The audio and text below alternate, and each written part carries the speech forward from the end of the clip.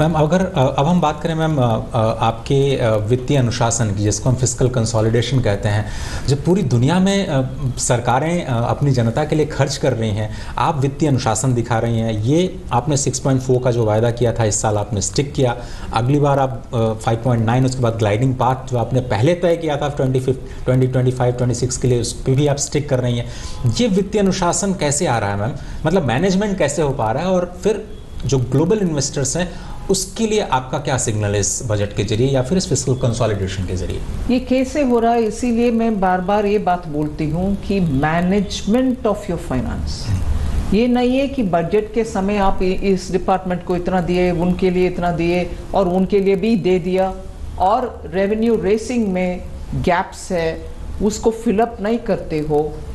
दोनों तरफ जो रेवेन्यू गैप्स है उसको फिलअप करो, बंद करो, और एफिशिएंसी ले आओ। टेक्नोलॉजी को उपयोग करते हुए आज हम ट्रेल कर सकते हैं कौन नहीं पे कर रहा, जो पे करने लायक उतने बारीकी से एक इनकम और रेवेन्यू बढ़ाने के लिए इफेक्ट हो रही। दूसरी तरफ जब डिपार्टमेंट्स को खर्च करने के लिए पैसा देते हैं, क्या वो पूरे के पूरे उपयोग में आ रही है कि नहीं आ रही? एफिशिएंसी इन इफेक्टिव यूटिलाइजेशन, पैसा नीचे तक अगर नहीं पहुंचता, आपके मकसद जो है पैसा पहुंचने में डिमांड बढ़ेगी, इन्वेस्टमेंट बढ़ेगी, वो तो आप अचीव कर नहीं पाएंगे। इसीलिए मैं मानती हूं कि फिनांस मिनिस्ट्री का काम एकदम बजट प्रेजेंटेशन के ऊपर जितने ध्यान देना है उससे 3 गुना अधिक पूरे साल में इम्प्लीमेंटेशन में, लूप होल प्लग करने में, इवेशन रोकने में, और जहां लूप होल्स को उपयोग करते हुए पैसा कहीं और जा रहा उसको रोकने में, एक्शन लेने में, और जहां बार बार गलतियां हो रही है उनको उनके ऊपर एक्शन लेके उनके संपत्ति को लेने में कोर्ट के द्वारा। हर एस्पेक्ट ऑफ फाइनेंस मिनिस्ट्री पूरे के पूरे काम ऑन देयर टोस करना चाहिए। बैंकिंग सेक्टर में उदाहरण के लिए मैं बोल रही हूँ, कोविड के समय वो emergency credit guarantee liquidity scheme government announce किया, सरकार ने आपको गारंटी के तरह और गारंटी देते हुए पीछे खड़े हो रही है। अगर बैंक एफिशिएंटली इसको इम्प्लीमेंट नहीं करते, स्कीम का तो मकसद ही फेलियर हो जाता है। सो उस समय उनके ऊपर उसी हद में और उसी लेवल पर आज क्रेडिट को सबको पहुंचाने में बैंक की जिम्मेदारी है।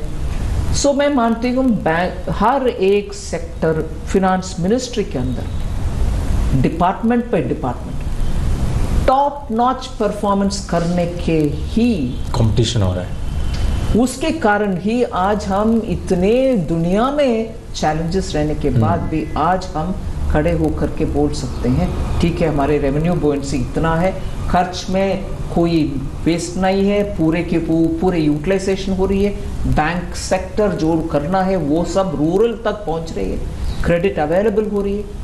ऐसे करके हर एक एंगल में इकोनॉमी को ध्यान से चलाना पड़ता है। और एक कॉलरली मैम इससे जुड़ा हुआ सवाल ये कि जो पब्लिक इन्वेस्टमेंट में आपने लगातार 3 सालों में बढ़ोतरी की, वो कैसे हुआ, और क्या अब ये मतलब आपने सोच समझ करके ये कल्चर एक तरह से रखा कि हम पब्लिक इन्वेस्टमेंट बढ़ाएंगे, या फिर ये कोरोना की वजह से आपकी सोची समझी रणनीति थी कि इस पर आगे बढ़ेंगे? हमने देखा 10 लाख करोड़, अगर आप स्टेट ग्रांट्स को देख लें तो 13.7 लाख करोड़ का ये पूरा का पूरा पब्लिक इन्वेस्टमेंट हो जाता है।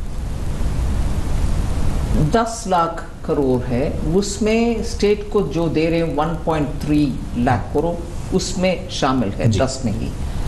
मगर विषय ये है कि पब्लिक इन्वेस्टमेंट के द्वारा जो पैसा खर्च होता है उसमें रिटर्न ज्यादा आता है, क्योंकि उस पैसा का हर रुपया का इम्पैक्ट जो सोसाइटी में लगता है वो इन्वेस्टमेंट में, इंफ्रास्ट्रक्चर इन्वेस्टमेंट में जब आप करते हैं उसके रिपल इफेक्ट ज़्यादा होता है, मल्टीप्लायर जो कहते हैं। मगर हाथ में पैसा रखने वाले वो राजनीति बात अगर हम करते हैं उससे इतना मल्टीप्लायर नहीं मिलता।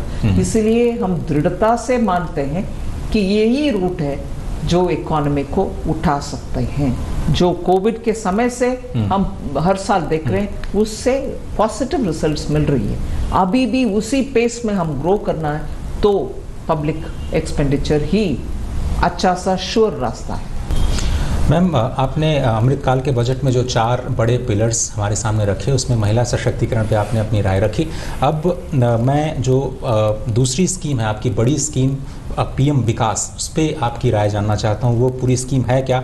और प्रधानमंत्री को अगर मैं कोट कर पाऊँ, उन्होंने कहा कि परंपरागत रूप से जो सृजन करने वाले विश्वकर्मा हैं इस देश के निर्माता हैं, और सभी विश्वकर्माओं की मेहनत को पहली बार बजट में प्रोत्साहन देने का आपने शुरुआत की है। तो ये पीएम विकास है क्या? कैसे आप उसको मोबिलाइज करेंगी ग्रोथ पोटेंशियल के लिए? उसके लिए डिटेल्स अभी वर्कआउट करना बाकी है, मगर इससे विश्वकर्मा जब हम बोलते हैं सिर्फ एक कम्युनिटी नहीं है, और कई राज्यों में उस नाम पर कोई कैस्ट है, सिर्फ वो नहीं है। देश में जैसे प्रधानमंत्री जी सटीक बोले कि हाथों से और हाथ में पकड़ा हुआ टूल्स से जो क्रिएटिव क्राफ्ट्स करते हैं, क्रिएटिव वर्क करते हैं, उन सब के लिए ये स्कीम के द्वारा प्रोत्साहन देंगे, जिससे युवा भी उस पीढ़ियों से वो कलाकार जो रहते हैं उनको भी इससे बेनिफिट मिलेगा।